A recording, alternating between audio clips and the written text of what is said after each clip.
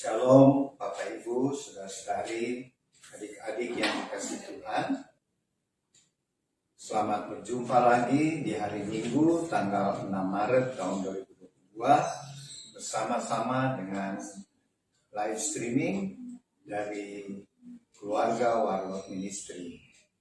Bapak Ibu, Saudara-saudari dan adik-adik yang dikasihi Tuhan, mungkin ada yang baru pertama kali mengikuti ibadah ini. Kami adalah satu persekutuan yang anggota-anggotanya terdiri dari berbagai denominasi gereja. Jadi kalau hari Minggu ini banyak yang kembali ke gereja masing-masing. Ada yang di Protestan, ada yang di Katolik, ada yang di Karismatik. Bagi mereka yang sedang beribadah secara onsite di gereja masing-masing. Dan kami sebagai persekutuan dari keluarga Warlord Ministry, karena kami bergereja di Senayan City, Jakarta, gereja kami sekarang sedang beribadah secara online. Jadi kami juga mengadakan ibadah secara online ini. Dan marilah kita fokus hati, pikiran kita, tubuh, jiwa, roh kita hanya kepada Tuhan Yesus. Kita buka dengan satu pujian, I love you Lord.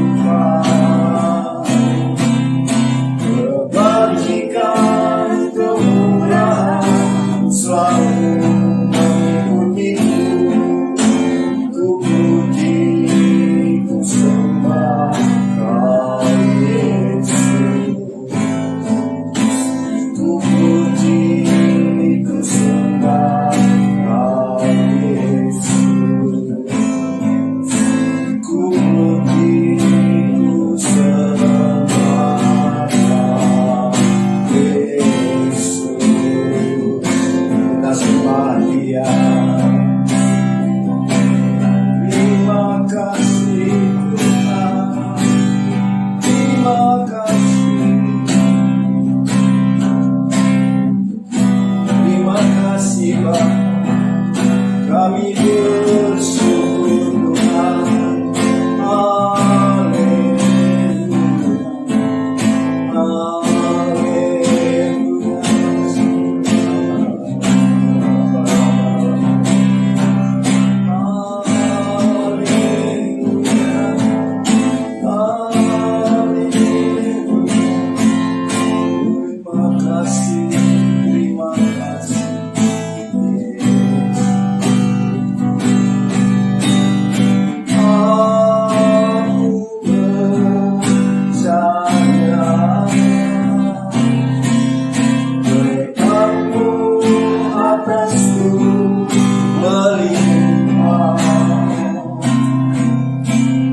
Bajikan kemurahan selalu mengikutiku, ku puji, ku sembah Kau Yesus.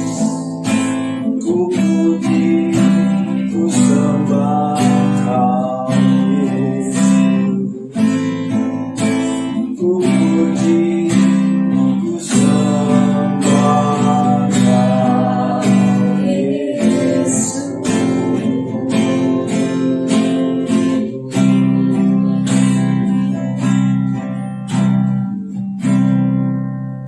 berdoa. Bapa Surgawi, kami datang dalam nama Tuhan Yesus mengucap syukur di siang hari ini, hari Minggu 6 Maret tahun 2022. Oleh karena kasih setiamu lah Tuhan, kami diberikan waktu, kesempatan yang berharga dan sangat penting di siang hari ini, yaitu untuk memuji, menyembah, dan mendengarkan firman-Mu Tuhan, memberitakan firman-Mu, serta melakukan perjamuan kudus. Terima kasih Bapa untuk anugerah yang indah ini. Jadilah kiranya ibadah kami pada siang hari ini, di dalam nama Allah Bapa, Putra, dan Roh Kudus, yaitu di dalam nama Yesus Kristus Tuhan kami, yang mengajar kami berdoa bersama. Bapa kami yang ada di dalam sorga, dikuduskanlah nama-Mu. Datanglah kerajaan-Mu, jadilah kehendak-Mu di bumi seperti di sorga. Berikanlah kami pada hari ini makanan kami yang secukupnya, dan ampunilah kami akan segala kesalahan kami, seperti kami juga mau mengampuni orang-orang yang bersalah kepada kami. Dan janganlah membawa kami ke dalam pencobaan, tetapi lepaskanlah kami dari segala yang jahat. Karena Engkaulah yang mempunyai kerajaan dan kuasa dan kemuliaan sampai selama-lamanya, di dalam nama Tuhan Yesus. Amin. Sebelum kita memberitakan firman Tuhan, mari kita puji Tuhan lagi.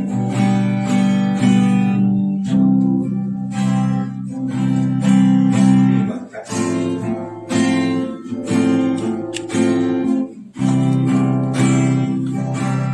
Haleluya, Tuhan Kaulah segalanya.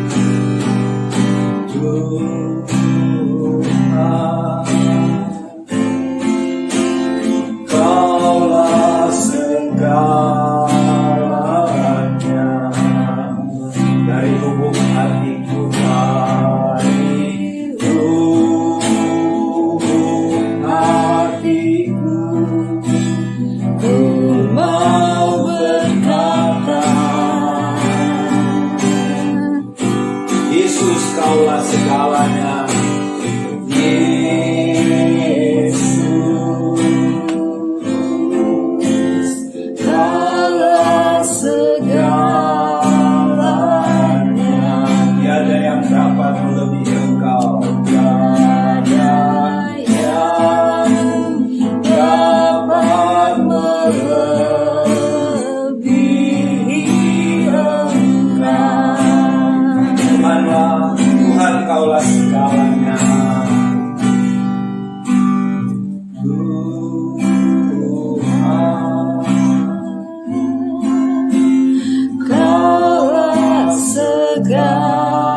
segalanya. Dari lubuk hatiku ku mau berkata,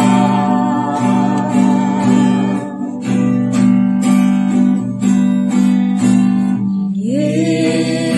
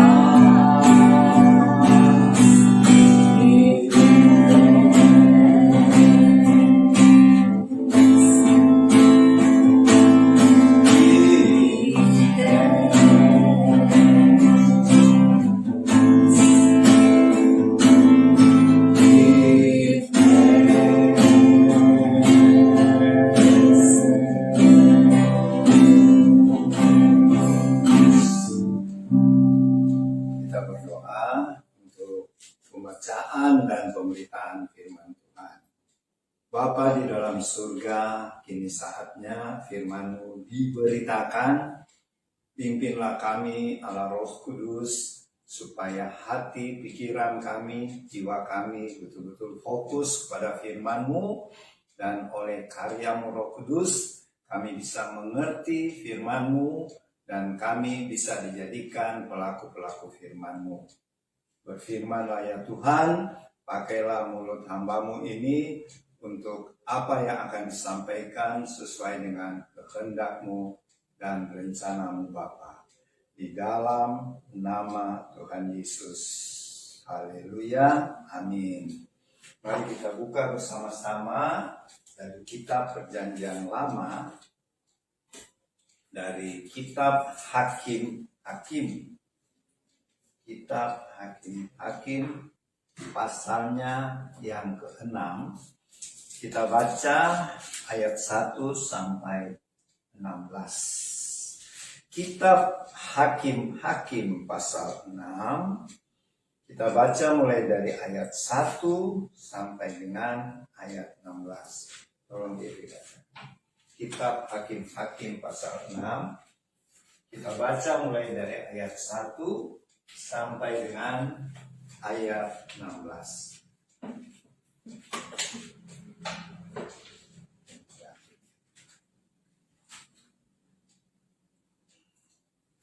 Hakim pasal 6 ayat 1 sampai 16. Tetapi orang Israel melakukan apa yang jahat di mata Tuhan. Sebab itu Tuhan menyerahkan mereka ke dalam tangan orang Midian 7 tahun lamanya.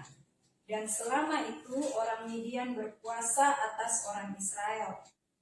Karena takutnya kepada orang Midian itu, maka orang Israel membuat tempat-tempat perlindungan di pegunungan, yakni gua-gua dan kubu-kubu. Setiap kali orang Israel selesai menabur, datanglah orang Midian, orang Amalek, dan orang-orang dari sebelah timur, lalu maju mendatangi mereka.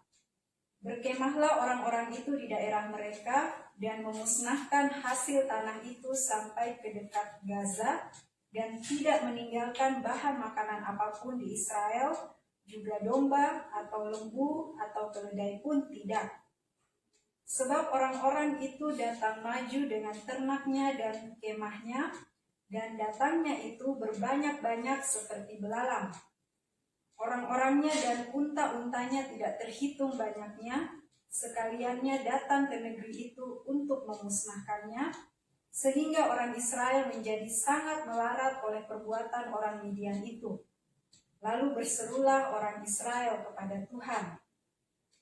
Ketika orang Israel berseru kepada Tuhan karena orang Midian itu, maka Tuhan mengutus seorang nabi kepada orang Israel yang berkata kepada mereka, "Beginilah firman Tuhan, Allah Israel.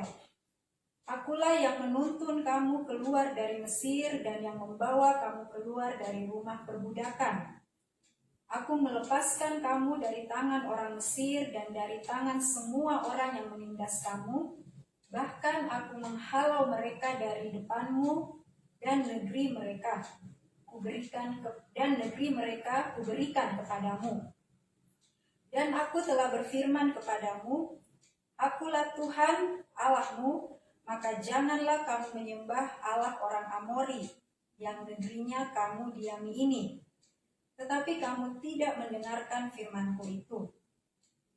Kemudian datanglah malaikat Tuhan dan duduk di bawah pohon tarbantin di Ofra, kepunyaan Yoas orang Abiezer itu, sedang Gideon anaknya mengirik gandum dalam tempat pemerasan anggur agar tersembunyi bagi orang Midian.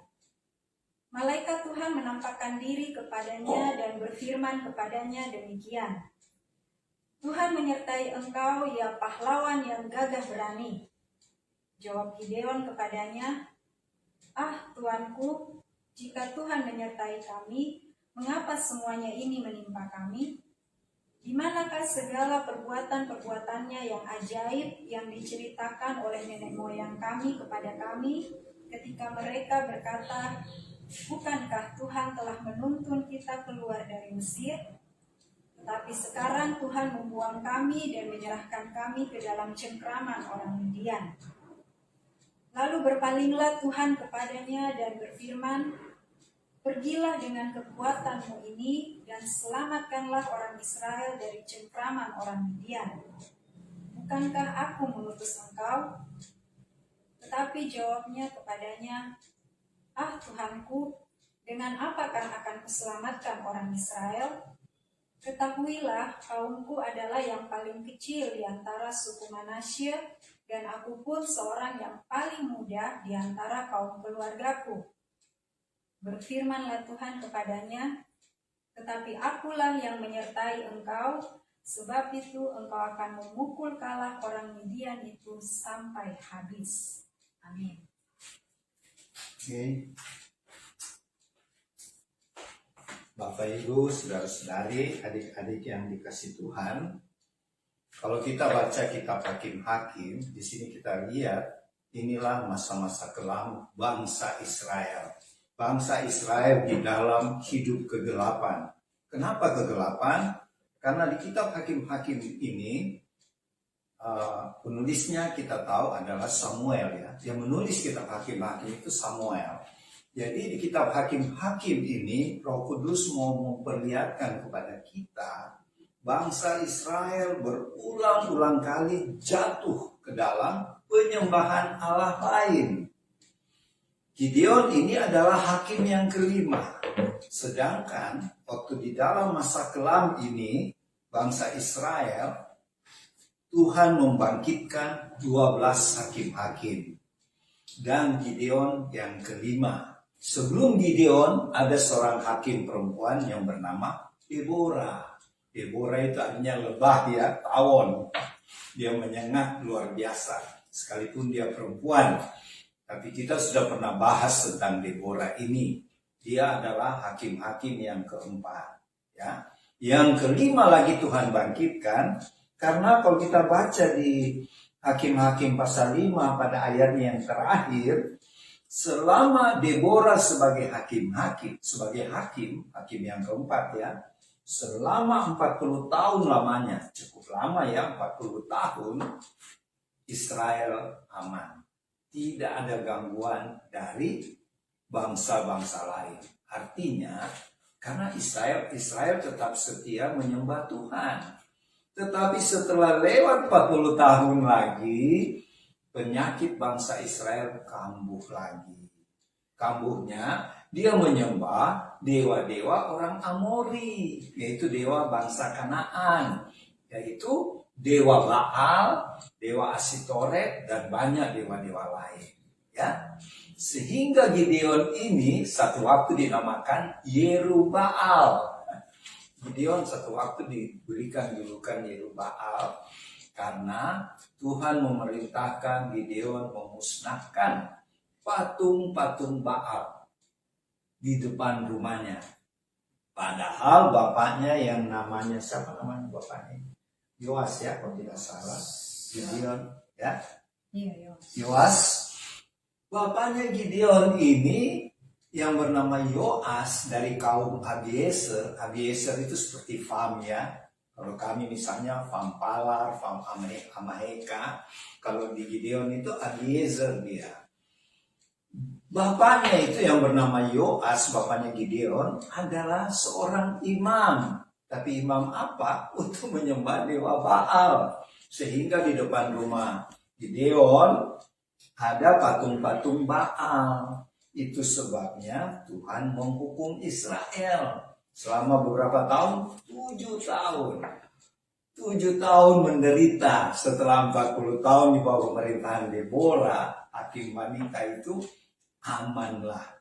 Karena Deborah keras. Jangan menyembah dewa-dewa lain. Harus menyembah Allah Yahweh. Sehingga mereka aman 40 tahun. Tapi kemudian kita baca lagi. Bangsa Israel melakukan apa yang jahat di mata Tuhan. Apa yang jahat di mata Tuhan? Mereka menyembah Allah lain. Itu sebabnya Tuhan memakai bangsa apa?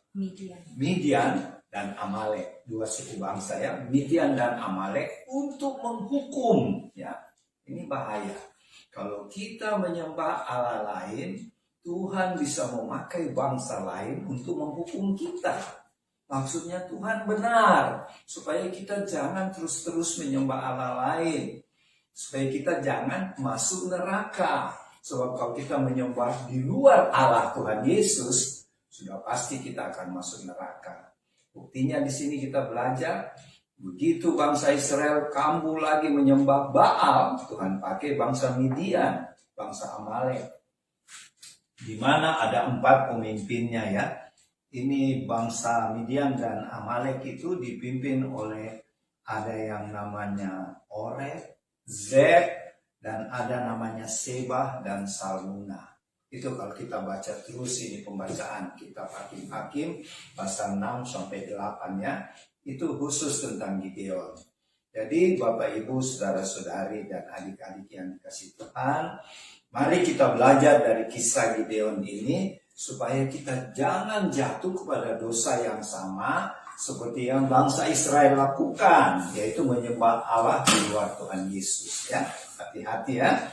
Kita lihat sekarang di dalam waktu itu sudah 7 tahun mereka menderita. Yang buat mereka menderita gini, orang Midian dia datang dengan ternak-ternaknya yang banyak. Jadi mereka datang banyak-banyak ya, dengan mereka punya hewan-hewan. Datang kemana? Ke Israel. Untuk apa? Merampas, menjarah. Jadi pada waktu kisah ini kita baca tadi, dibacakan Yefi, sebenarnya bangsa Israel baru menabur. Jadi habis panen kan menabur. Baru menabur saja bangsa Midian sudah datang. Wah, baru menabur ini belum panen. Nah inilah kalau dihukum Tuhan ya. Jadi Tuhan bisa menghukum kita sehingga kita tidak bisa menabur. Kita tidak bisa memberikan persembahan. Kita tidak bisa memberikan persepuluhan. Karena Tuhan menghukum kita. Ini contohnya ya. Ketika bangsa Israel sudah tidak percaya Tuhan, baru menabur saja mereka sudah dihukum. Baru mau menabur gandum saja, bangsa Midian sudah datang dengan hewan-hewannya untuk merampas dan menjarah. Jadi tidak ada lagi buat orang Israel. Makanya dikatakan tadi waktu dibaca oleh Gevi, mereka lari ke gunung-gunung, ke gua-gua, supaya mereka jangan dibunuh. Jadi habis mereka menabur, mereka biarkan mereka punya gandum, mereka sembunyi dulu. Nanti tiba masa menuai baru turun lagi. Tapi baru menabur saja bangsa Midian sudah datang. Jadi sangat-sangat menderita kalau kita menyembah iblis. Perhatikan ini Bapak Ibu, saudara-saudari, adik-adik yang dikasihi Tuhan. Dan ketika bangsa Israel berseru-seru, jadi masih ada juga yang percaya Tuhan ya. Tuhan menjawab melalui seorang nabi yang dibaca tadi, tapi nabi itu tidak ditulis namanya sini ya. Nabi itu menyerukan kepada orang Israel supaya apa? Bertobat. Kalau mereka bertobat, Tuhan akan bebaskan dari orang Midian. Makanya Tuhan datang kepada seorang anak muda ya. Gideon waktu itu sekitar berumur 18 tahun. Hai anak-anak muda 18 tahun saja kamu bisa dipakai Tuhan ya. Jadi Gideon didatangi oleh malaikat Tuhan. Dan menurut gereja malaikat Tuhan itu adalah Tuhan Yesus sendiri. Tuhan Yesus datang kepada Gideon. Waktu itu Gideon sedang bersembunyi. Dia lagi mengirik gandumnya, kalau di Indonesia lagi tumbuh padi. Bukan di tempat tumbuh padi, tapi dia mengirik gandumnya di tempat apa? Mengirik anggur. Sebab kalau mengirik anggur itu di dalam ruangan, tersembunyi. Kalau mengirik gandum sebenarnya di tempat terbuka. Tapi karena orang Israel, termasuk Gideon yang penakut ini, penakut sama orang Midian, dia diam-diam mengirik gandumnya untuk dijadikan roti. Dia giling gandumnya di tempat penggilingan anggur. Takut kan? Takut sama orang Midian. Dan pada waktu itulah Tuhan Yesus yang nampak sebagai malaikat Tuhan berbicara. Hai pahlawanku yang gagah berani. Jadi Tuhan malah tidak lihat ketakutannya Gideon. Sebenarnya orang Israel termasuk Gideon masih anak muda ya, masih belasan tahun. Tentu ketakutan terhadap orang Midian yang gagah perkasa, yang merampas menjara.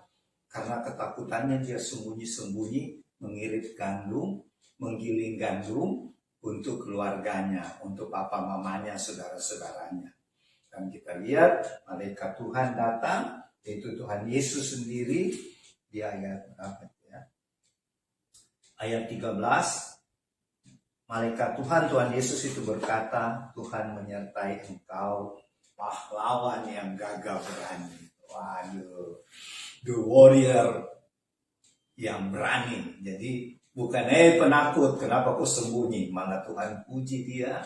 Jadi Tuhan tidak bilang dia penakut, malah Tuhan memuji yang gagah berani. Makanya dia bilang, oh Tuhan, ada apa? Jadi Tuhan bilang, aku mau mengutus kamu ya untuk membebaskan bangsa Israel dari orang Midian. Tapi Tuhan janjikan gini, malah Gideon bilang, Gideon protes sama Tuhan lagi. Tuhan, kalau kau menyertai kami, kenapa kau kasih biar kami sudah 7 tahun ini menderita oleh bangsa Midian, dijara, dirampok, semua hasil kami dirampok. Masa Tuhan menyayangi kami kalau begitu? Ingat Bapak Ibu Saudara-saudari, banyak orang percaya begitu juga. Di dalam pelayanan kami, Warlord, kami menghadapi orang-orang percaya, banyak yang mempersalahkan Tuhan. Apa bedanya dengan Gideon ya? Tuhan datang untuk menolong, malah dia persalahkan Tuhan. Tuhan, kalau kau menyertai kami, kau Allah Immanuel, kenapa kita bisa menderita? Jawabnya cuma satu, karena kamu bangsa yang berdosa. Kamu menyembah Baal. Makanya saya utus kamu, Gideon.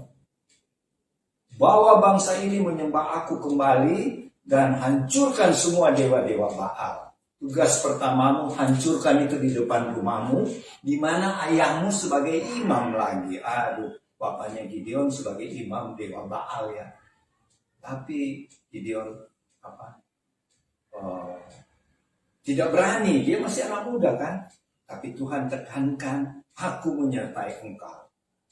Jadi di sini kita lihat ya, kita belajar. Kalau Allah menyertai kita, Immanuel, tidak ada yang perlu kita takut.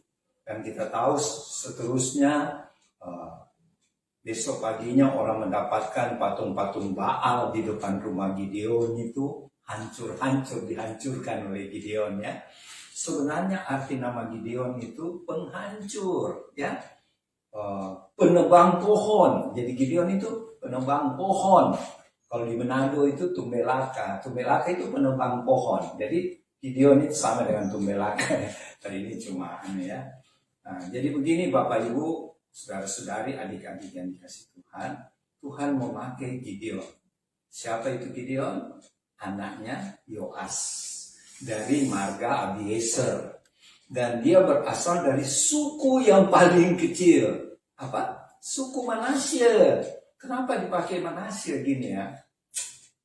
Di orang Israel waktu itu, dan mungkin sampai sekarang, kalau disebut suku Manasye, mereka minder. Kenapa? Pertama, jumlahnya kecil. Dibandingkan suku Yehuda, suku Lewi, suku-suku Isahar, Sebulon, Naftali, suku Manasye paling kecil. Sudah paling kecil jumlahnya, mereka minder. Minder kenapa? Karena Bapak Yakub, nenek moyang mereka, sebenarnya Manasye itu yang sulung dari anaknya Yusuf ya. Ingat ya, anaknya Yusuf ada 2. Manasye yang tua, Efraim yang bungsu. Tetapi Bapak Yakub menghilangkan kesulungannya Manasye. Efraim yang jadi sulung. Kasihan ya.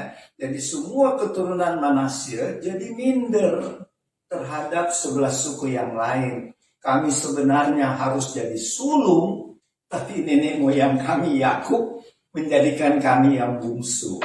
Dan kita tahu kalau sulung itu punya hak istimewa ya buat bangsa Israel. Seperti salah satu berkatnya double porsi. Berkatnya 2 kali lipat daripada adik-adiknya. Manasye yang sulung dijadikan oleh Yakub nenek moyang mereka nenek buyut mereka menjadi yang bungsu. Nah, begitulah suku Manasye, supaya kita mengerti firman Tuhan ini. Gideon merasa minder, dia juga dalam bersaudara berapa orang, dia anak yang bungsu. Jadi sudah bungsu dan dari suku yang kecil, yang minder. Jadi garis besarnya Tuhan memakai orang yang minder, ya. Tapi bukan rendah hati. Jadi kita harus bedakan minder dan rendah hati.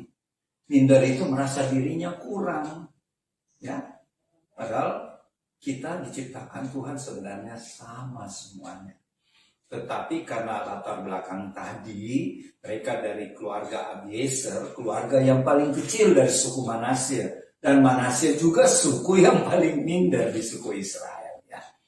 Tapi Tuhan memulihkan suku Manasye ini dengan memakai Gideon. Nah, ini kita belajar di sini, ya, bahwa Tuhan bisa memulihkan keadaan kita yang sudah terpuruk, seperti kaum Abiezer dari suku Manasye ini. Dan selanjutnya kita baca Tuhan memakai Gideon untuk menyerang orang Midian yang bergabung dengan Amalek yang dipimpin, ya, yang dipimpin oleh 4 pemimpin. Kalau kita baca terus di Hakim-Hakim 8, ada 4 nama pemimpin orang Midian yang saya catat di sini. Yang pertama pemimpinnya namanya Oreb, yang kedua Zeeb, yang ketiga Zebah, dan yang keempat Salmuna. Ini 4 pemimpin orang-orang Midian.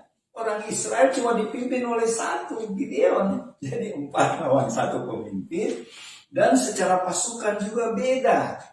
Kenapa beda? Kalau kita baca terus, keempat pemimpin orang Midian ini memimpin satu pasukan yang jumlahnya 135.000 orang.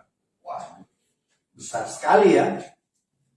Nah, tapi Gideon mengumpul dia punya suku, ditambah dengan orang-orang dari suku Naftali, apa semua. Akhirnya jumlah mereka sekarang berapa? Ada sekitar 35.000, ya, kalau tidak salah. Tapi tidak seimbang, ya, 35.000 lawan 135.000 orang. Wah, tidak seimbang juga. Tetapi Tuhan bilang itu terlalu banyak, Gideon.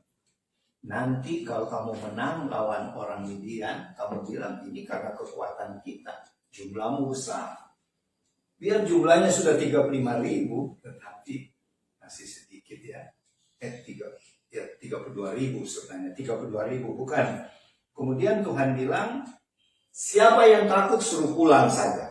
Karena mereka lihat kita cuma 32.000, kita lawan 135.000 orang Midian yang dipimpin oleh 4 panglimanya yang tadi saya baca, Oreb, Zeeb, Zebah, dan Salmuna. Kita cuma dipimpin oleh Gideon, anak muda dari suku Manasye lagi. Aduh, tidak seimbang kalau kita lawan Midian. Jadi ternyata Tuhan bilang, yang merasa takut pulang saja ke rumah. Jadi dari 32.000 pasukannya Gideon, 22.000 pulang, sisa 10.000. 32.000 kurang 22. Ternyata 22.000 orang takut menghadapi pasukan Midian yang begitu banyak. 22.000 orang pulang, sisa 10.000 orang. Kita baca tadi di ayat Gideon pasal 7 ayat 3, ya. Kalau kita baca terus, ya, tapi saya batasi di pasal 6 saja. Itu juga buat Tuhan masih terlalu banyak pasukanmu. 10.000 itu terlalu banyak. Wah, Gideon kaget. Tadi 32.000, 22.000 sudah pulang, sisa 10.000. Tuhan bilang gini, suruh mereka minum. Yang minum seperti anjing. Minum seperti anjing itu artinya dia minum cuma dengan lidahnya gitu. Anjing kan kalau minum begitu. Jadi Gideon pergi suruh pasukannya ke sebuah sungai yang 10.000 orang. Ternyata yang minum seperti anjing itu artinya malas. Malas lagi dia mau cedok itu air sungai. Mereka cuma langsung jilat. Anjing kan kalau minum begitu. Tuhan bilang yang minum gaya itu singkirkan. Akhirnya singkatnya sisa 300 orang. Sedikit, ya. 300 lawan 135.000 orang. Jauh sekali. Kalau dulu satu orang bisa lawan beberapa orang ya. Tapi sekarang kalau 300 orang itu jumlahnya gini. Tiap orang Israel menghadapi setiap satu orang ya akan melawan 450 orang Midian. Nah, kalau secara logika nggak mampu. Misalnya Opa satu orang lawan 450 orang. Pasti matilah. Ya itu kalau kita pakai logika. Tapi bersama Tuhan tidak ada yang mustahil. Dan kita lihat jalan ceritanya. Gideon pimpin dengan cara yang ajaib. Cara ajaib bagaimana? Dia cuma pakai kendi dan obor.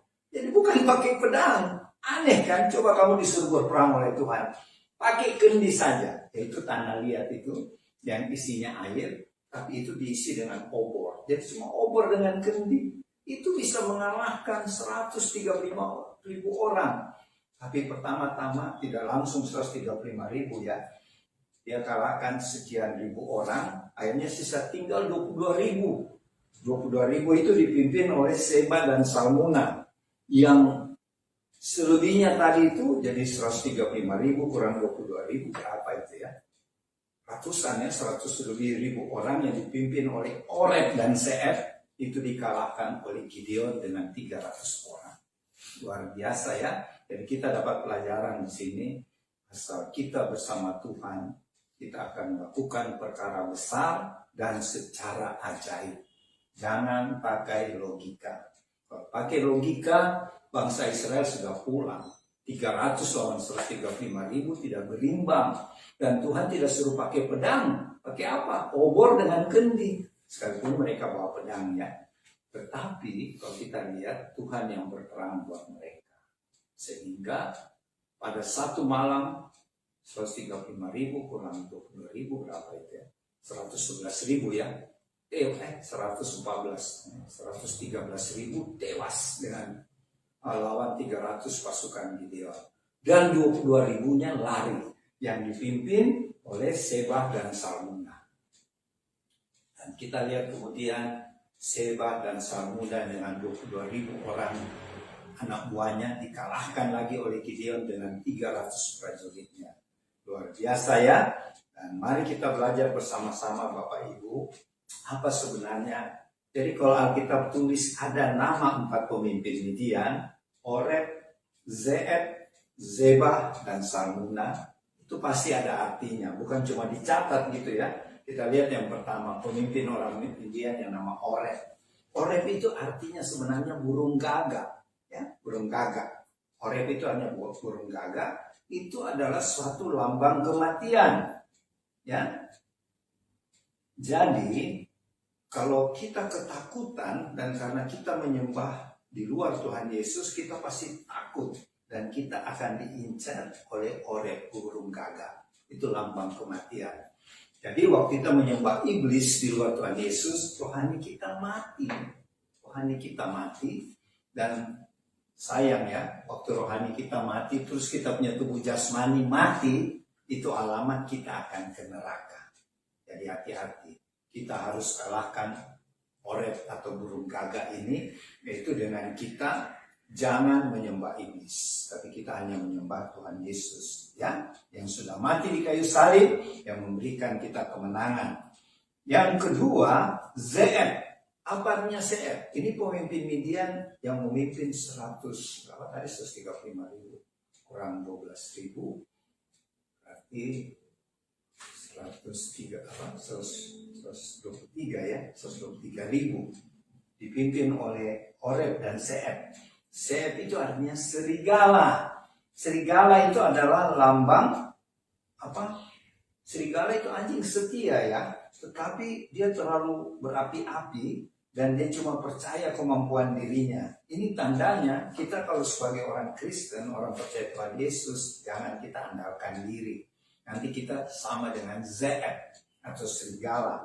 Marilah kita percaya dengan Tuhan segenap hati. Jangan bersandar kepada akal budi kita. Akuilah Tuhan dalam segala laku kita. Maka Tuhan yang akan berperang buat kita.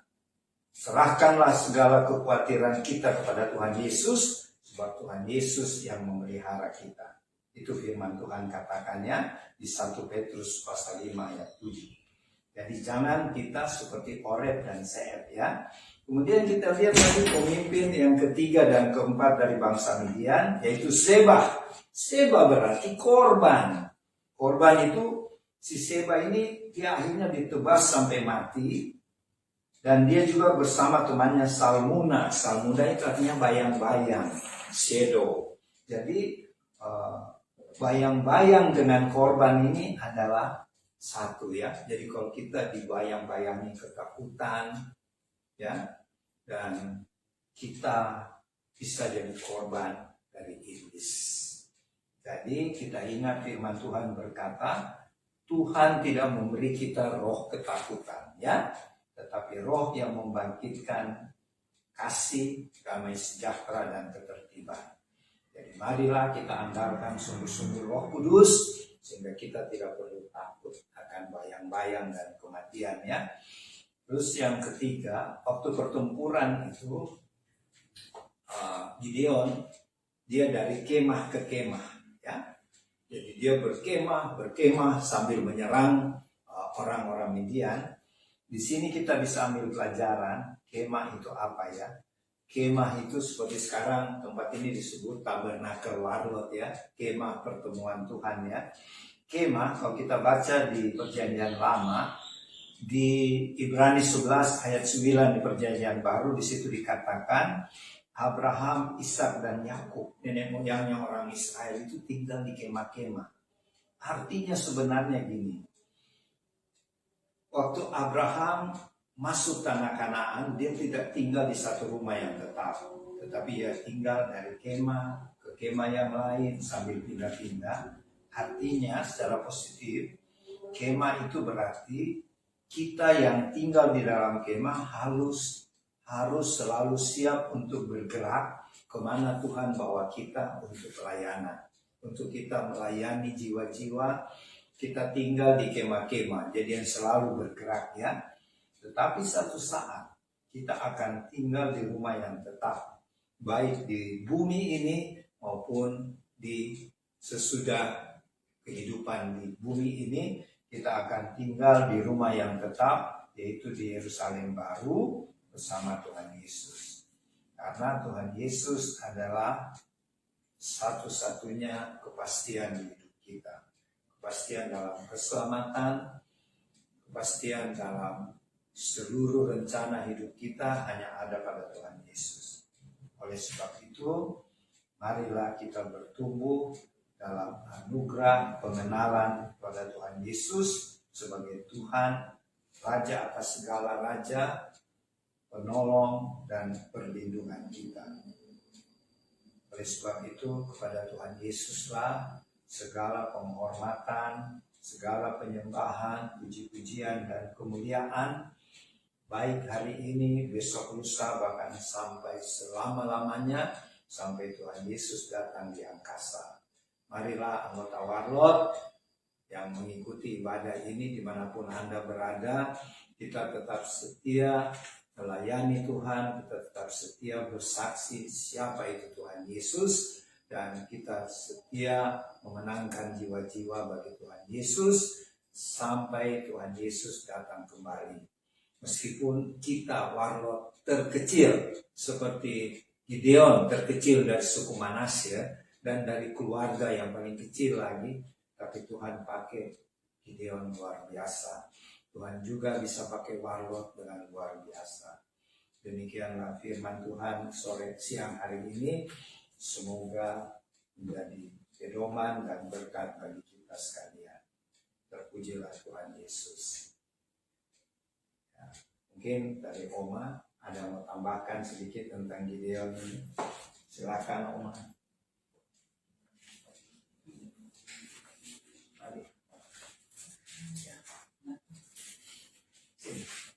Bisa.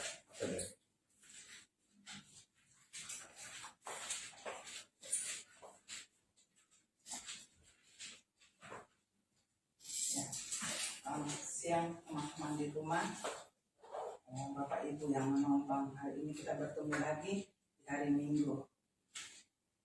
Pada minggu pertama di bulan Maret ya, Terima kasih untuk firman Tuhan hari ini mengenai seorang Gideon, ya, sukunya yang tadi kita sudah dengar, yang paling terkecil, yang mungkin tidak ada hatinya sebagai manusia, ya, suku yang paling kecil, yang tidak punya kekuatan, ya. Apa yang mau diambil dari suku ini? Tetapi seorang Gideon di sini titik tolaknya adalah Gideon. Kalau kita bawa pada zaman kita, ada waktu zaman Gideon dia dipakai untuk menyerang suku-suku yang ada di sekitarnya, yaitu salah satunya Midian, ya.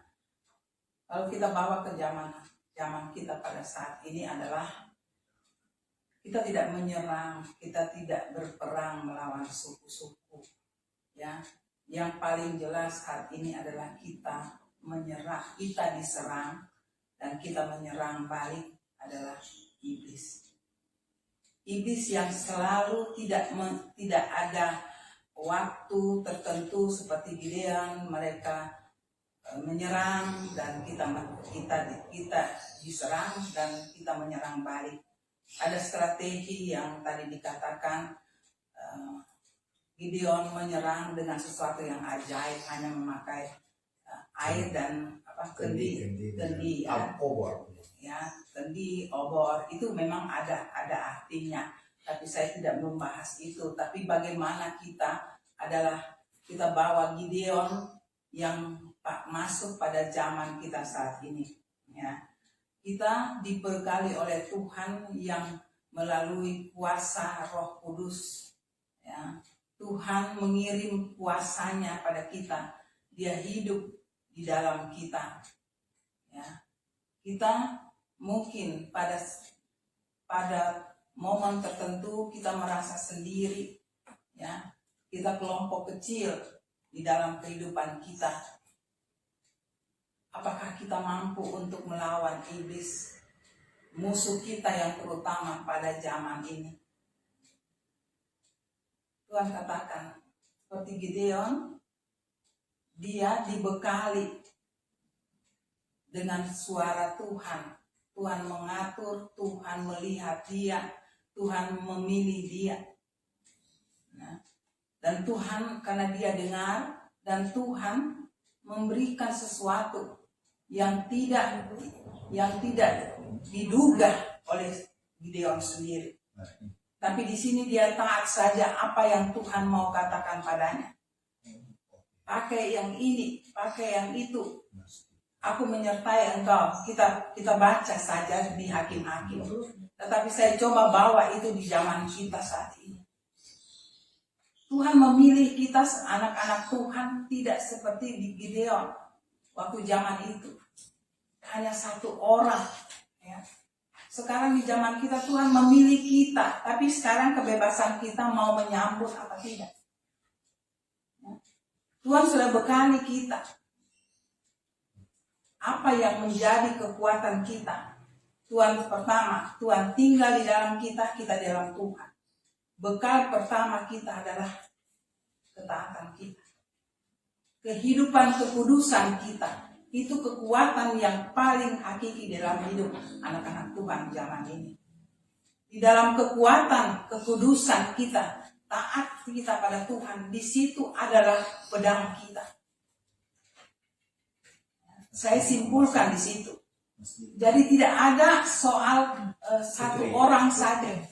Semua anak Tuhan yang percaya Tuhan mampu untuk melakukan panggilan Tuhan, mampu melakukan peperangan di zaman itu. Yang kita perang adalah iblis yang mau selalu merongrong kita di dalam kehidupan kita. Tinggal kita mau katakan terima atau tidak. Saat itu Gideon merasa kecil, tetapi zaman kita tidak ada itu. Yang zaman kita adalah kita cari Tuhan, kita menempatkan hidup Tuhan melalui kuasa Roh Kudusnya di dalam hidup kita. Itu yang paling utama. Di situ baru kita lihat. Tuhan akan berbicara, kau pakai ini untuk menyerang yang ini. hidup kamu begini, iblis mengintip kamu. Dan Tuhan tidak pilih orang. Tuhan pilih semua anak Tuhan. Tapi yang kunci di sini apakah kita mau? Waktu Tuhan memilih kita taat, kadang-kadang Tuhan berbicara seperti tidak masuk akal.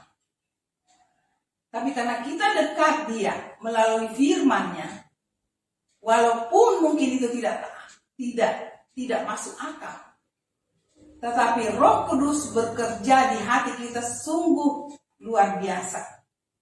Kita hidup di dalam lingkungan Tuhan. Kita hidup di dalam Tuhan, Tuhan hidup dalam kita. Walaupun mungkin itu tidak masuk akal, kita berbicara dengan Tuhan. Seperti Gideon, aku tidak mampu Tuhan, tapi aku berikan ini. Mari kita menyadari apakah itu sudah ada di dalam kehidupan kita. Sebagai Gideon pada zaman ini. Banyak hal di situ. Setelah Gideon sadar, Tuhan mengatakan banyak yang padanya melawan suku-suku di sekitarnya, yang dalam hal ini Midea. Tidak masuk akal. Memilih orang pun tidak masuk akal. Dia waktu dia mengatakan itu, Tuhan berbicara dulu. Kalau sebagai manusia, kok Tuhan begitu ya? Harus jilat dulu air yang itu, yang tidak menjilat yang minum biasa, ya, dengan hanya taruh mulut di sungai. Dia tidak mengatakan, Tuhan bagaimana? Tidak. Dia ikut saja, karena dia ada di dalam koridor Tuhan. Sebelumnya Tuhan sudah berbicara, Tuhan berikan pengertian, saya percaya itu.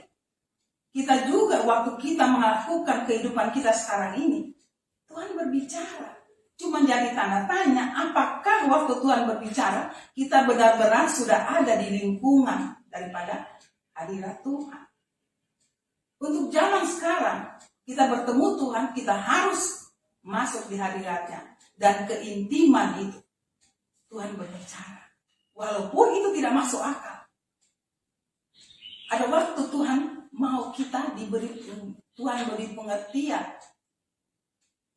Kalau dengan Tuhan, setelah kita ada di dalam Tuhan, saya percaya 100%. Ya, Tuhan tahu manusia kita.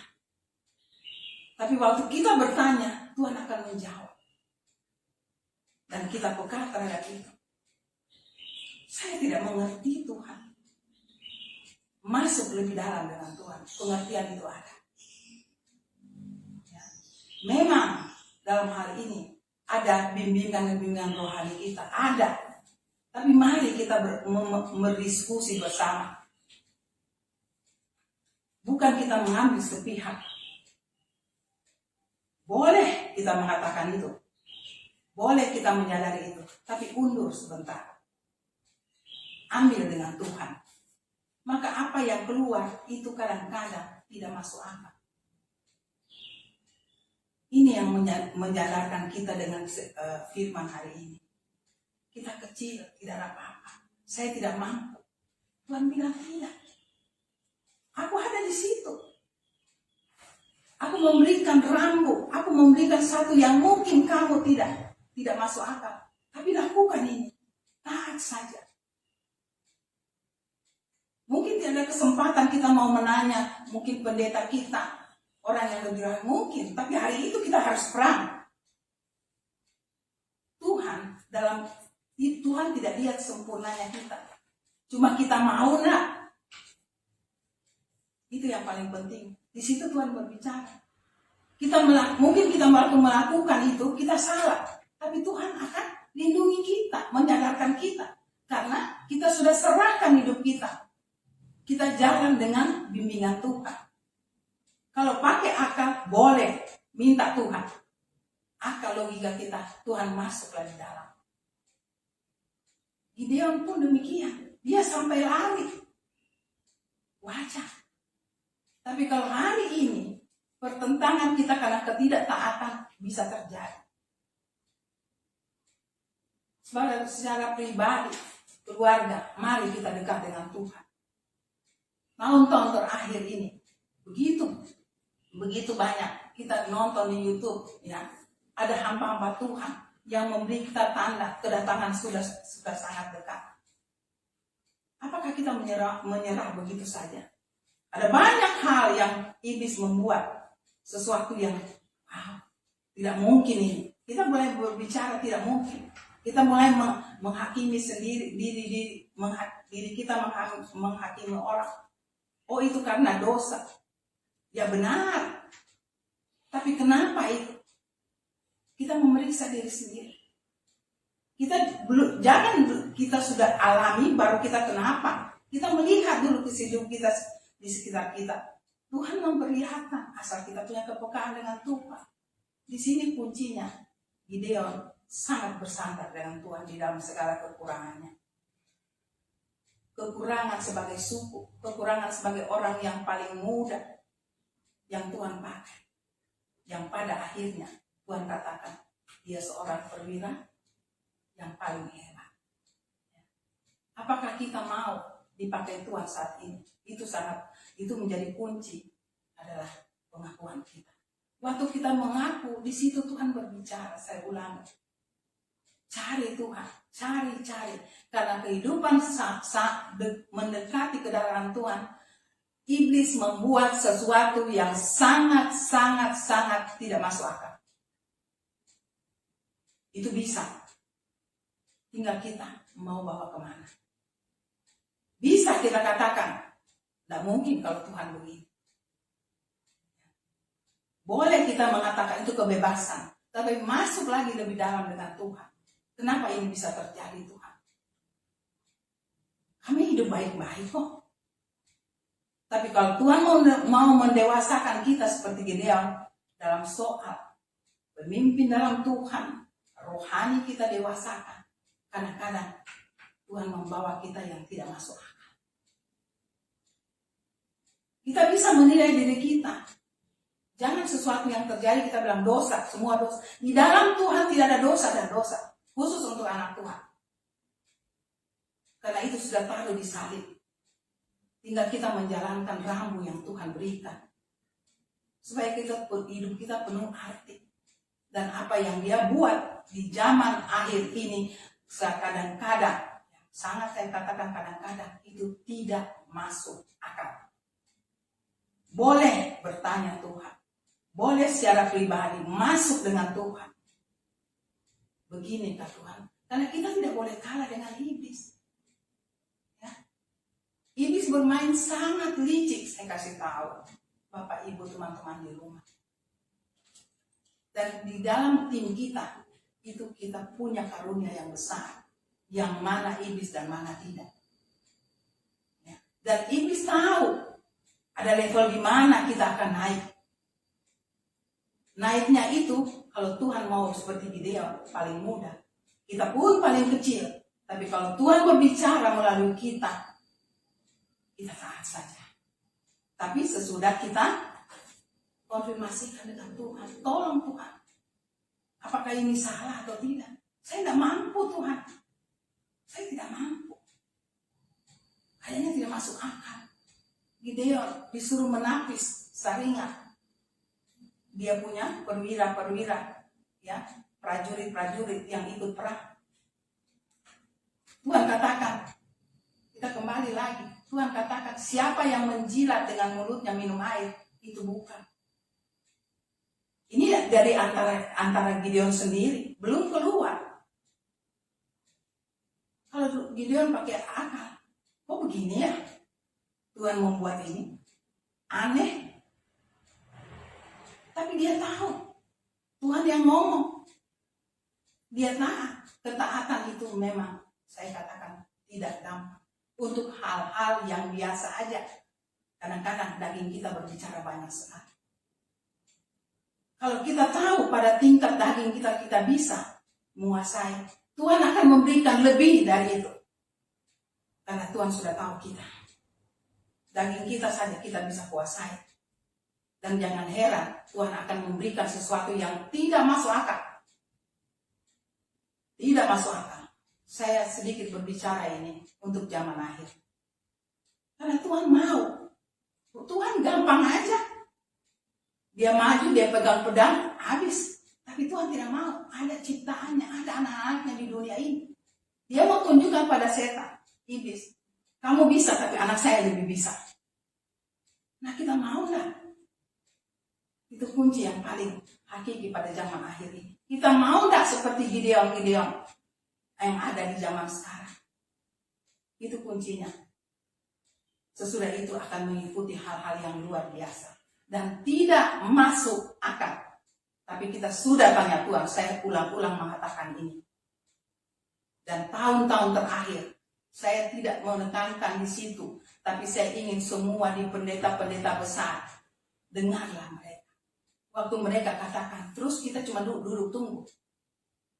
Iblis tidak menyerang di suatu tempat yang besar. Di dalam pribadi kita. Supaya kita kecewa. Kita putus asa. Tuhan, itu akan sampai di situ. Aku sudah bekerja. Akhirnya kita mulai menilai diri kita sendiri. Lalu kita katakan, aku berdosa ya. Aku sudah mendukakan hati Tuhan. Teman-teman, Bapak Ibu di rumah, Tuhan sekarang tidak pakai itu hanya itu. Tuhan membuat sesuatu bukan karena kita berdosa. Dia mau tunjukkan dunia ini. Lawanlah iblis dengan cara yang iblis pakai saat ini. Iblis liciknya itu bukan 1 tingkat, 10 tingkat mereka sudah siap. Nah, kita hanya 1, hanya oh ini tidak ini hanya sekitar itu, tidak. Tuhan memberikan kita ilmu yang seperti Gideon, hanya kendi dan air serta obat. Ya. Apakah itu kita pikir itu tidak menjadi satu tantangan dalam pikiran kita? Tidak masuk akal. Nah, sekarang musuh kita udah lebih tinggi. Nah, kita hanya standar itu. Ada saatnya kita dimasukkan di dalam dunia peperangan itu. Ada juga saatnya Tuhan katakan, angkat tangan. Tunjukkan dengan urapan yang aku sudah berkati kamu.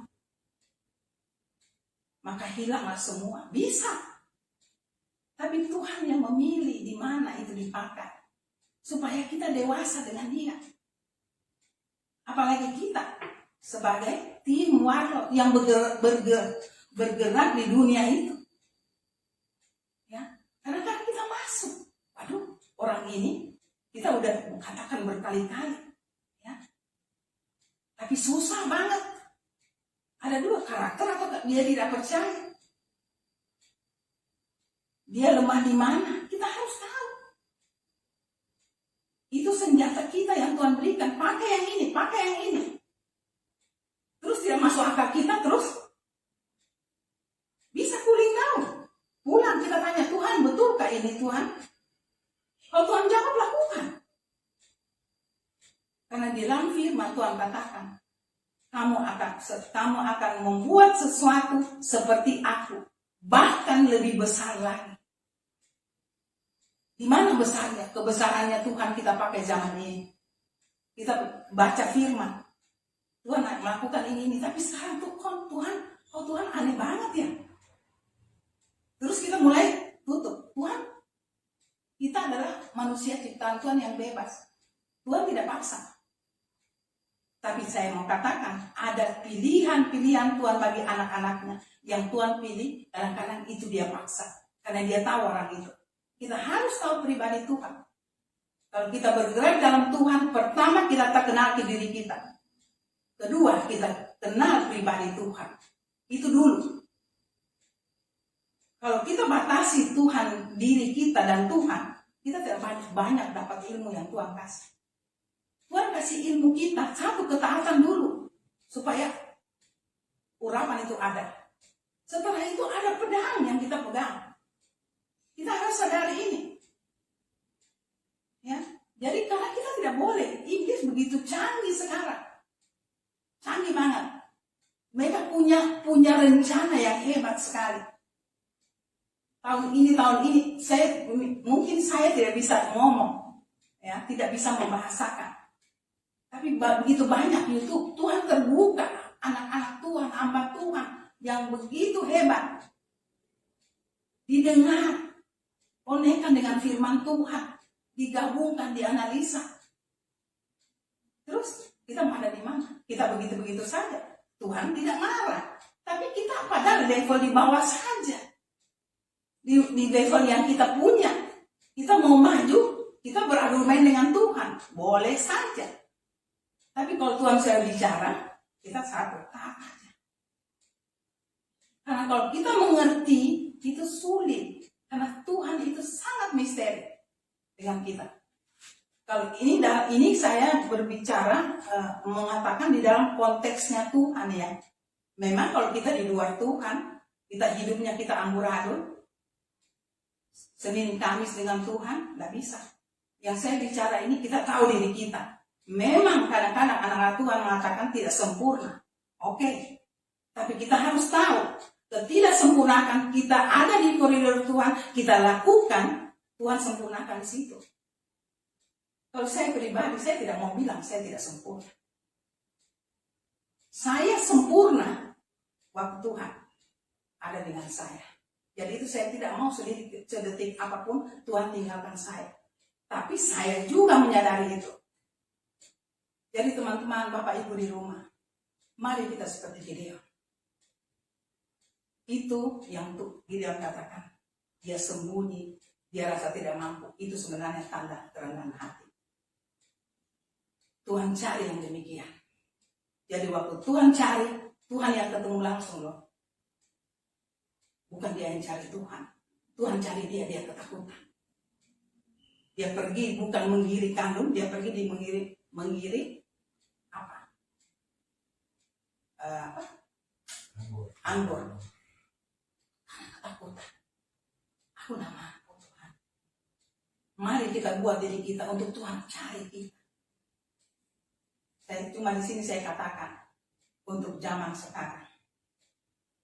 Ada sedikit dasarnya Tuhan, tapi ada senjata yang Tuhan berikan sedikit tidak masuk akal. Banyak, tapi dasarnya karena kita mau.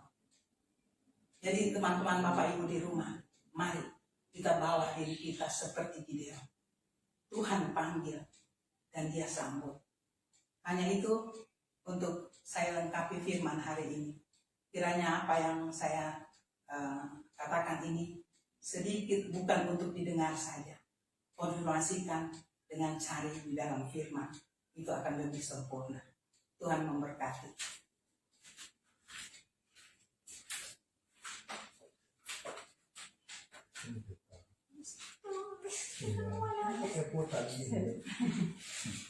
Kalau saya bisa, kita masuk perjamuan kudus ya.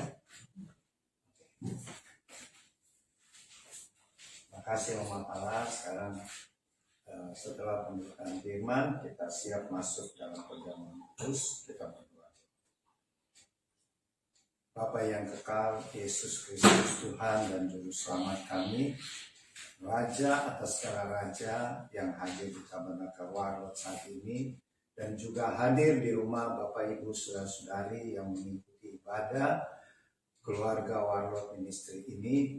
Kami percaya Tuhan Yesus hadir juga di rumah Bapak Ibu Saudara-saudari, karena dia adalah Yehovah Shammah, Allah yang omnipresence. Terima kasih Tuhan buat firman-Mu yang mengingatkan kami, meskipun kami seperti Gideon, satu kaum yang terkecil, yang lemah di mata manusia, tapi Tuhan bisa pakai untuk mengalahkan musuh-musuh kita, yaitu iblis dan pengikut-pengikutnya yang jumlahnya kelihatan lebih besar. Karena kami percaya di dalam kami ada Tuhan, yaitu Roh Kudus yang bisa menjadikan kami lebih dari pemenang. Terima kasih buat firman-Mu Bapa. Sekarang kami mau melakukan perjamuan kudus karena ini juga perintah-Mu. Di dalam nama Tuhan Yesus, berkatilah hosti dan anggur yang akan kami pakai. Juga kalau tidak ada hosti dan anggur, roti dan sirup atau biskuit dan teh.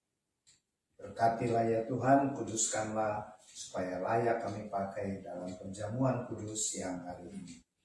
Di dalam nama Tuhan Yesus. Amin. Oke. Kita bagikan hosti dan anggur, biskuit dan sirup atau roti dan teh yang ada ya sebagai gantinya. Mari kita lakukan perjamuan kudus ini sebagai tanda kita sungguh-sungguh taat pada perintah Tuhan, yaitu melakukan ini sampai kedatangan Tuhan Yesus yang kedua kali untuk mengingat akan pengorbanan Tuhan Yesus di kayu salib.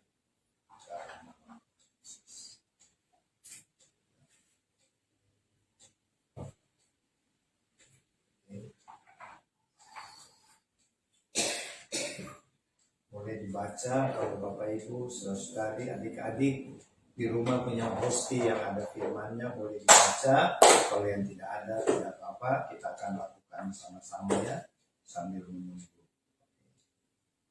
Saya punya yang dari Efesus 4 ayat 17. Jangan hidup lagi sama seperti orang yang tidak mengenal Allah. Kita harus hidup dipimpin oleh Roh Kudus. Kalau kita mengenal Tuhan Yesus, pasti ada Roh Kudus dalam kita yang memimpin kita melakukan firman Tuhan. Siapa lagi? Oma. Oh, boleh. Yang lengkapnya. Apa? Sebut saja ayat yang disebut kasih. Mazmur 34 ayat 11. Mazmur 31. 34 ayat 11. Baca saja. Saya cari yang lengkap di sini. 34 ya. Singa-singa muda merana kelaparan, tapi orang-orang yang mencari Tuhan tidak kekurangan sesuatu pun yang baik. Apa itu? Iya nih lengkapnya. Yang lengkapnya Iya. Oh, ayat 14. Mazmur 34. Ayat 14. Jagalah lidahmu terhadap yang jahat dan bibirmu terhadap ucapan-ucapan yang menghina. Jadi kita harus menjaga perkataan kita ya agar selalu yang baik, yang sesuai dengan firman Tuhan ya. Oke. Kita punya patokan selalu adalah firman Tuhan. Ya. Kalau saya punya, Opa punya Yakobus 4 ayat 17. Ini ada kaitannya lagi. Jadi, jika seorang tahu bagaimana ia harus berbuat baik, tetapi ia tidak melakukannya, ia berdosa.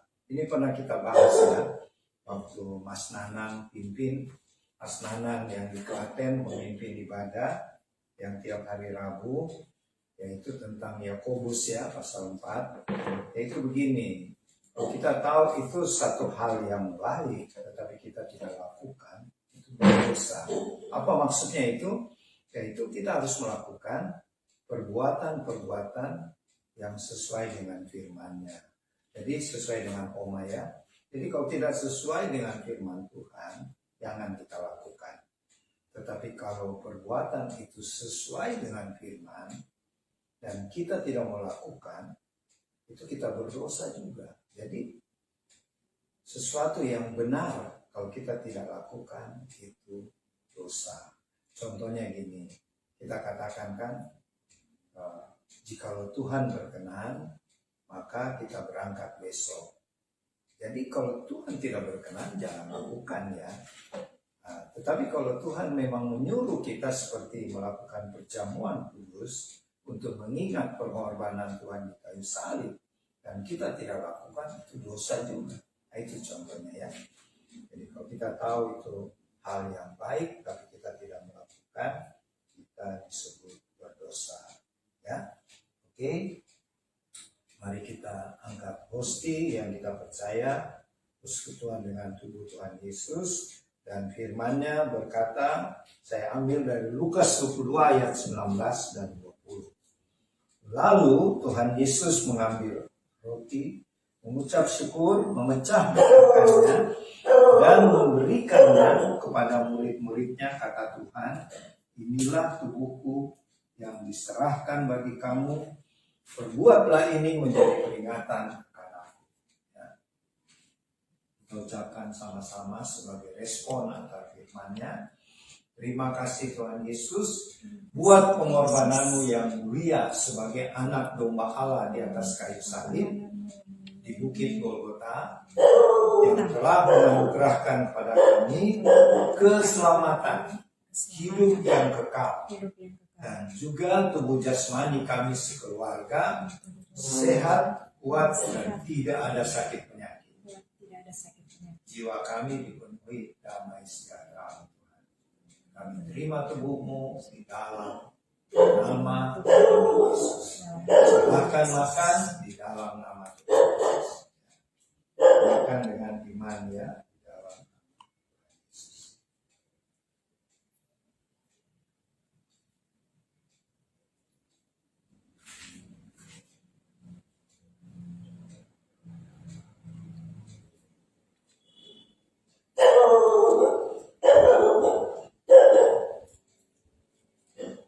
Terima kasih Yesus. Kita angkat cawan perjamuan. Firman-Nya berkata, demikian juga dibuat Tuhan Yesus dengan cawan sesudah makan. Tuhan berkata, cawan ini adalah perjanjian baru oleh darahku yang ditumpahkan bagi kamu. Mari kita ucapkan sama-sama. Terima kasih Tuhan Yesus buat darah anak domba Allah, darahmu yang suci, yang telah tercurah di kayu salib di Bukit Golgota. Darahmu yang suci sudah memeteraikan kami dan keluarga menjadi warga kerajaan surga, menjadi duta-duta kerajaan untuk memberitakan Injil kerajaan Tuhan Yesus dan memenangkan jiwa-jiwa bagi Tuhan Yesus. Kami terima darahmu di dalam nama. Silakan minum dalam nama Tuhan Yesus. Dalam nama Tuhan Yesus.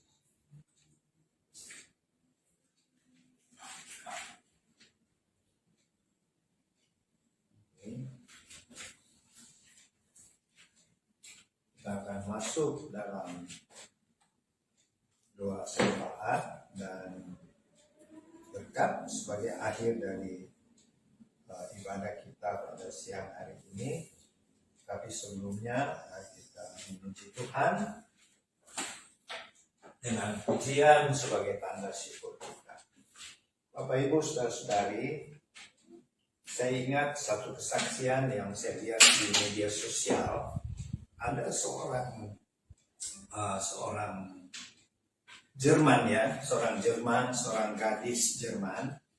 Dia katakan dia selalu memuji Tuhan di gereja, tapi dia tidak keluar air matanya dan dia merasa seperti biasa-biasa saja ya. Ini dalam satu wawancara dengan seorang hamba Tuhan yaitu Daniel Mananta. Gadis Jerman ini berkata, saya sering masuk gereja di Indonesia ini, saya memuji Tuhan, memuliakan Tuhan, tapi kok saya tidak keluar air mata ya. Tapi dia lakukan itu dengan setia. Tapi satu saat saya merasakan, ini kesaksian gadis Jerman ini ya, ternyata waktu saya memuji Tuhan dengan sungguh-sungguh, memang saya tidak merasakan seperti harus keluar air mata dan lainnya.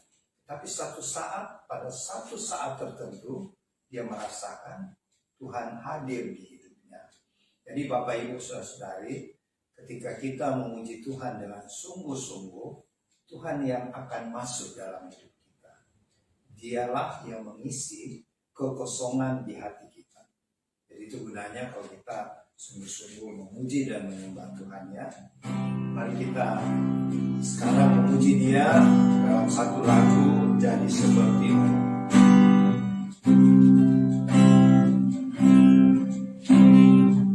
Bapa kau setia takkan meninggalkan.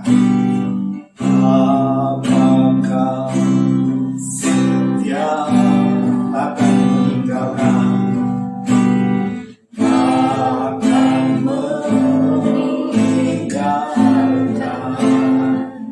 Dan ku percaya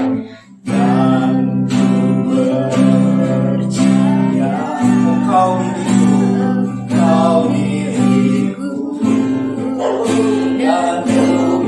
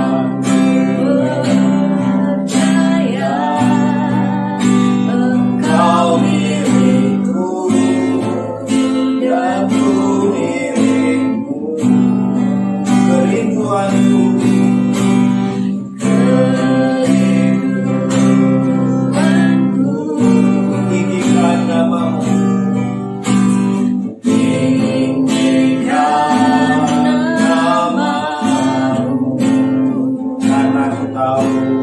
Karena ku tahu Engkau dalamku Dan ku dalammu, ubah hatiku,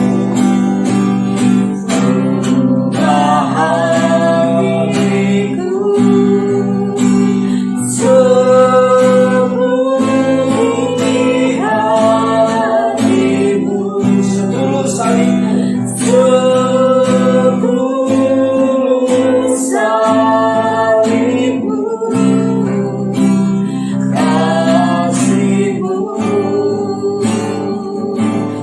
Tuhan, biar mataku, biar mataku seperti matamu, pancarkan kasihmu, ku mau jadi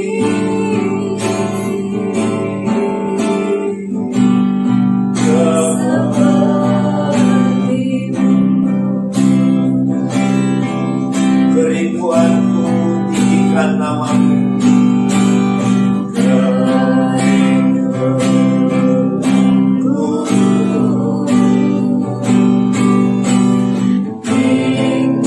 Tinggikan namamu, karena aku tahu Karena ku tahu Engkau dalamku dan ku dalammu, ubah hatiku, ubah hatiku, seperti hatimu, setulus hatimu, kasihmu, kasihmu, Tuhan, biar mataku seperti matamu, pancarkan kasihmu, ku mau jadi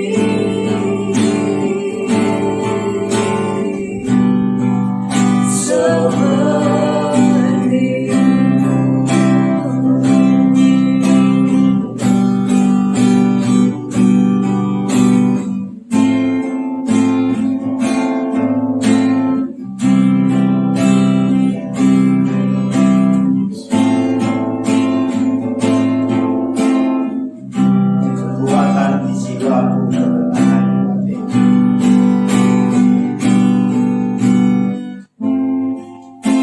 kekuatan di jiwaku, ketenangan di batinku, ketenangan di batinku, ada dalam hadiratmu, ada dalam hadiratmu, ku menyembahmu,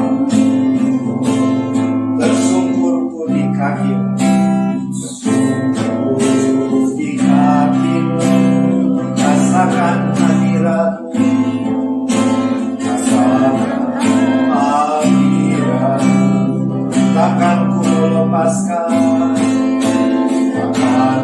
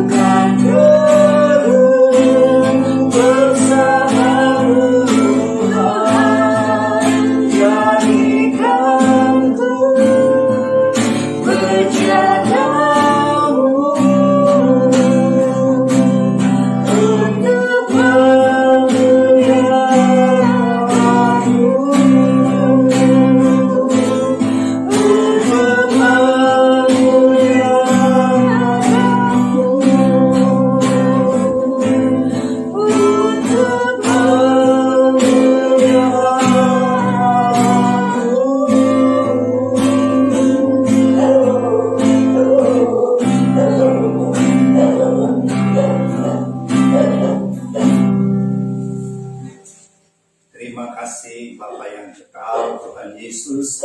Itulah keperluan kami semua anggota Warlot bersama keluarga dan Bapak Ibu, saudara-saudari simpatisan Warlot yang sedang mengikuti ibadah perjamuan kudus di siang hari ini. Yaitu kami rindu mengiring Tuhan sampai akhir hidup kami. Selama Tuhan mengizinkan kami hidup di atas bumi ini, kami mau melayani-Mu Tuhan, mengiring Tuhan sesuai dengan talenta yang Tuhan berikan dengan hikmat dan kuasa Roh Kudus. Sehingga kami percaya ketika Tuhan Yesus datang kedua kali di angkasa, kami semua akan mengalami pengangkatan dan banyak jiwa-jiwa juga yang akan selamat dan mengalami pengangkatan.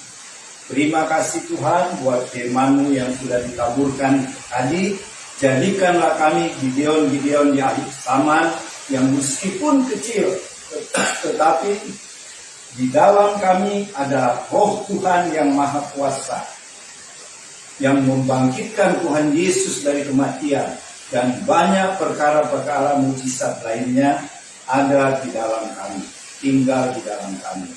Pakailah kami, anggota Warlot Tuhan, dimanapun kami berada, baik di Gorontalo, di Makassar, di Manado, di Klaten, di Bogor, dan di mana-mana tempat.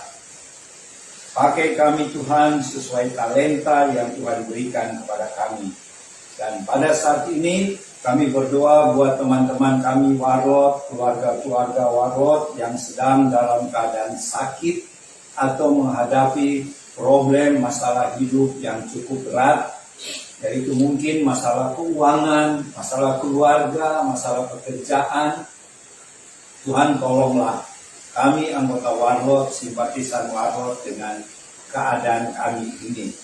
Kami doakan secara khusus teman kami, anggota Warlot di cabang Klaten, Jawa Tengah. Buat Mas Dika dan Mbak Putri, anggota Warlot cabang Klaten yang mengalami isolasi mandiri karena terdampak COVID-19. Kiranya birur-birur Tuhan Yesus menyembuhkan Mas Dika dan Mbak Putri di Klaten, karena kami percaya kuasa Tuhan Yesus tidak berubah. Kalau dulu Tuhan menyembuhkan, hari ini juga Tuhan menyembuhkan Mas Dika, Mbak Putri dari penyakit COVID-19. Bilur-bilur Tuhan Yesus menyembuhkan Mas Dika dan Mbak Putri dan siapapun yang terkena COVID-19. Terima kasih Bapak. Dan bila ada yang menderita karena penyakit lain, mungkin itu sakit jantung, sakit ginjal, sakit paru-paru, sakit kanker sekalipun yang secara medis susah disembuhkan, tetapi kami percaya dalam nama Tuhan Yesus, oleh bilur-bilur Tuhan Yesus, kesembuhan terjadi sekarang ini. Mujizat kesembuhan terjadi. Terima kasih Bapak. Begitu juga yang sedang dalam masalah pekerjaan, bisnis, Tuhan tolong agar dapat terselesaikan dengan baik. Demikian juga buat teman kami, Dedi Hura, yang ada 2 pasang temannya ingin dilayani warlot. Tuhan persiapkan 2 pasang buat temannya Dewi ini untuk bisa kami layani Tuhan, agar mereka juga mengalami pemulihan, mengalami kuasa Tuhan Yesus, kuasa Roh Kudus dalam hidup mereka. Terima kasih Tuhan. Bagi teman-teman warlot yang dalam perpindahan rumah, Henry yang sedang dalam perpindahan rumahnya, Tuhan tolong agar dia dapat membenahi di tempat tinggalnya yang baru. Buat teman kami, Pak Tommy Butar-Butar, kami doakan untuk rumahnya yang ingin dijual. Tuhan tolonglah agar rumahnya Pak Tommy Butar-Butar ini segera laku dalam waktu dekat Tuhan. Dan tentu teman kami Pak Tommy Butar-Butar ini punya rencana yang indah ke depan bersama-sama dengan Tuhan Yesus, baik itu di dalam pekerjaannya, karirnya, maupun dia mau membangun rumah tangga dengan kekasihnya saudari Amelia. Meskipun Amelia ini masih edar, tetapi kami percaya kuasa Roh Kudus tidak bisa dibatasi. Dan di akhir zaman ini, menjelang kedatangan Tuhan Yesus, sesuai dari kitab Yesaya, banyak kaum kedar Nebayot yang akan dimenangkan, yang tinggal di pulau-pulau, dan itu termasuk di Indonesia. Kami percaya Tuhan Yesus tetap sama dulu, hari ini, sampai selama-lamanya. Terima kasih Tuhan, terima kasih. Kiranya Tuhan menolong Pak Tommy, dan kalau ada teman-teman yang punya kenalan untuk membeli rumah ini, kami percaya kuasa Tuhan tidak bisa dilakukan. Begitu juga dengan rencana perpanjangan dari Tabernakel Warlot ini, Tuhan tolonglah kami, karena kami percaya bersama Tuhan, Tabernakel Warlot ini, kemah pertemuan Warlot ini, tetap kami bisa tinggal karena tangan Tuhan yang tidak terbatas kuasanya dapat menolong kami. Kami berdoa juga buat teman-teman kami yang ada di Surabaya yang sudah tiba dengan selamat dengan kereta api kemarin subuh. Tuhan memberkati keluarga teman-teman kami ini, dengan mereka sudah bertemu suami istri, dan diberkati Tuhan di dalam pekerjaan, di dalam bisnis maupun pelayanan. Tuhan, kami semua anggota Warlot tetap mengandalkan Tuhan untuk pelayanan kami ke depan. Tuhan tolong kami agar pelayanan kami yang agak tertunda di masa COVID-19 ini, kami percaya satu saat waktunya Tuhan kami akan berangkat keluar untuk memenangkan jiwa-jiwa bagi Tuhan maupun di tempat kami berada sekarang. Terima kasih Bapak, kami doakan pekerjaan dan bisnis semua anggota Warlot, simpatisan Warlot, agar Tuhan tolong, agar semuanya berjalan baik, lancar, dan karir di dalam pekerjaan terus meningkat. Kami doakan juga simpatisan Warlot, teman kami saudari Ega Siregar yang ada di Kuala Lumpur untuk S2-nya. Tuhan tolong agar dia dapat menyelesaikan S2-nya di bidang hukum dan dia segera kembali ke Indonesia membawa ilmu yang dia dapat di Kuala Lumpur, Malaysia. Tuhan, kami berdoa buat pemerintah bangsa kami. Berkatilah Bapak Presiden Jokowi sekeluarga, Wakil Presiden Maruf Amin sekeluarga, serta semua pejabat aparatur pemerintahan bangsa kami, baik yang sipil, Polri, dan TNI. Tuhan berkati mereka semua, curahkan roh takut akan Tuhan, hikmat dan keadilan, sehingga bangsa kami akan dipromosi oleh Tuhan untuk menjadi alat perdamaian di dunia. Kami doakan juga kedua bangsa yang lagi bertikai, yaitu bangsa Rusia dan bangsa Ukraina. Tuhan tolonglah agar roh perdamaian mengisi hati dan pikiran pemimpin-pemimpin bangsa Rusia dan Ukraina ini. Presiden Putin dan Presiden Zelensky, Tuhan tolong agar mereka mau mengadakan gencatan senjata, berdamai, dan kuasa Tuhan bekerja di pemimpin-pemimpin dan rakyat Rusia dan Ukraina ini. Terima kasih Bapak, terima kasih. Bila kami selesai dengan ibadah perjamuan kudus keluarga Warlot pada siang hari ini, kami akan makan siang di rumah kami masing-masing. Kami mengucap syukur buat makanan dan minuman yang Tuhan berikan, untuk perdamaian yang Tuhan berikan di bangsa kami. Kuduskanlah, berkatilah makanan dan minuman yang akan kami makan dan minum sebentar Tuhan, sehingga memberikan kekuatan bagi tubuh jasmani kami, sehingga kami pakai untuk melayani Tuhan. Dan kini Tuhan, kami mau menerima berkat-berkat dari Tuhan. Kiranya berkat-berkat yang berlimpah-limpah dari Bapa Surgawi, kasih karunia Tuhan Yesus Kristus yang tidak terbatas itu, dan persekutuan dengan Allah Roh Kudus menyertai Bapak Ibu, saudara-saudari, adik-adik yang dikasih Tuhan di rumah masing-masing, maupun yang ada di Tabernakel Warlot Sentul City ini. Mulai siang ini, besok lusa, bahkan sampai selama-lamanya, sampai Tuhan Yesus datang kedua kali diangkatkan. Dan kami semua akan mengalami pengangkatan. Jadilah berkat ini di dalam nama Tuhan Yesus. Amin. Sekian ibadah kita, sampai jumpa minggu depan tanggal 13 Maret 2022. Shalom, Tuhan Yesus memberkati. Shalom, Tuhan memberkati, sampai jumpa lagi.